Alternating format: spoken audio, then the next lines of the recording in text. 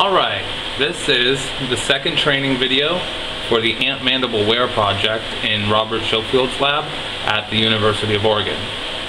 Now, once you've severed the apodemes that are holding the mandibles closed, only the opener apodemes will be pulling on the mandibles, so they should be wide open like you see here and free to manipulate individually. And we're going to manipulate them on this pedestal. And the reason why we have that I kind of drew out here for you. If this circle is the ant's head, their mandibles actually lay down at a bit of an angle. And so if we were to take a picture up above here, if we want the mandible length, when we take the picture, our measurement's only going to give us this side here, as if this was a right triangle. We're only going to get this side. So by putting the head in a crevice, we can drop down the head, flattening the mandibles, and so when we take the picture, we get the whole mandible length and no discrepancies. So that's why the clay pedestal. Now, your lighting is also really important for this part, because you want to make sure that the light is being produced evenly and it is as close to the lens of the microscope as possible. So the lights are on either side of the microscope lens, and they're as close as possible and as straight up and down as possible. And what that does is it gives you the same angle of light that is being bounced off the mandible and back into the microscope, so that when you get this glint of light across the mandible here, that tells you that the mandible is flat. So once we've put her on this pedestal, all of our manipulations is going to be mainly done with the head, contrary to having to cut the apodeme to open up the mandible for manipulation. Most of the manipulation is actually done by moving the head around. Think of that as like your rough focus. The fine focus, once you get it into position, is done with the mandible, and that's just to get the light evenly distributed across the mandible. So to move the head around, I use just this ridge that's here right in between the mandibles, and you can actually go down there and use that to freely move the whole head around. And since the mandibles, they actually lay relative to each other like this, one's this way and like this. So not only are they, with respect to the head, down at an angle, but with respect to each other, they're slightly odd or slightly tilted. And so favoring one side when you're doing this like that, if I want this mandible, I want this part of the head forward, helps with those discrepancies. And so we'll just take the mandible here, or the head here, and we'll just lower it down. We can see the light coming onto the mandible. If it's up at the top, the mandible needs to come down. If it's up at the down at the back, mandible needs to come up, and then side to side, of course. And just find that spot where you see most of the light being illuminated across the surface. Like so. And now that we've got her,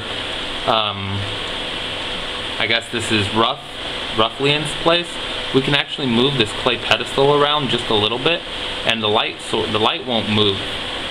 And that allows us to be able to zoom in on our spot.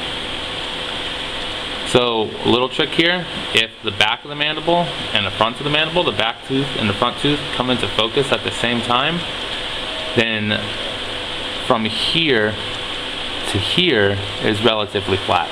But we can see on this one, the light here is actually favoring the front and down here towards the front teeth than the back. So we need to actually back out a little bit, and now we need to do some fine manipulation with the mandible. Just moving it here and there, and try to get that even, so it's not favoring the front so much, and not just on the back. A nice, even distribution across the mandible.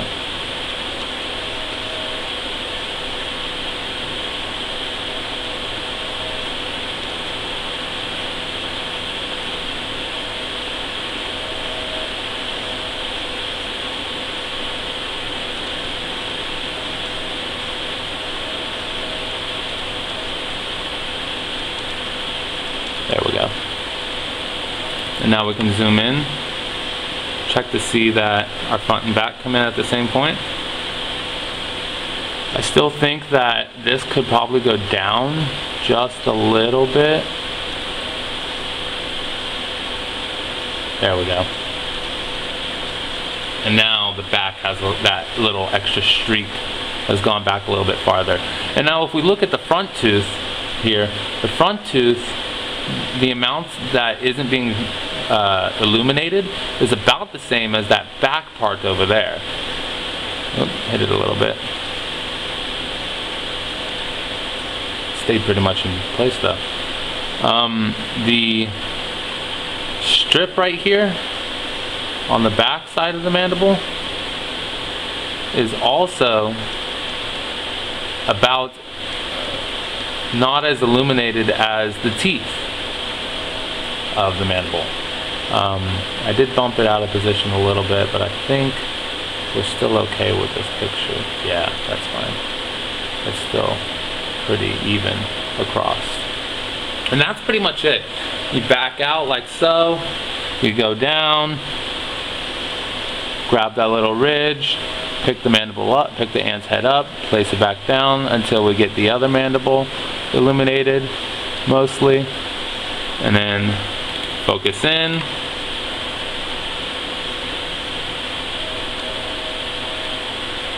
We can see the illumination favors the front and towards the teeth, so we'll back out a little.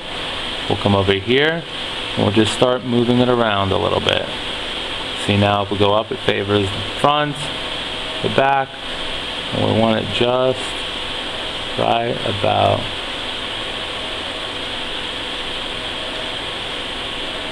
there. And now, again, do our focus check. The front and back come in at the same time. This one still has light. It looks like that's favoring just a little bit up front. But again, the tooth and the back tooth, the front tooth and back tooth, are about the same. Have about the same area that's not illuminated. Again, the teeth and this back ridge are about the same area not being illuminated. And even back here on this ridge, it has that little shine there, and the teeth have a little shine there too. See, maybe if we push it down just a little bit. And see, it's just going to take playing with this. Lots of patience and fine motor movements. But there you have it. That's pretty much the gist of it. Getting the mandibles into place is only done with a toothpick. We don't use any rigid objects that can harm the teeth before we take our pictures. And you get those two pictures right there, and then the rest is analyzing on the computer. Again, I would highly suggest learning how to come from behind here and pick up and move, because you saw how quickly it was to get from one spot right here, and then you can just pick it up and get the other one like that. See? So most of your manipulation done with the head, fine manipulation done with the mandible. Do your zooms, start on a far out zoom, get most of the illumination we need, and then zoom in to adjust. And then when you take the picture on the highest zoom with the mandible completely in focus. And there you have it. I hope you guys learned something. I hope this has been very instructional and will help you guys do the project a little bit easier. If you guys have any questions, direct them to either me or Robert. And yeah, have fun with this, guys. It's a test of patience sometimes, but the results in the end are pretty rewarding.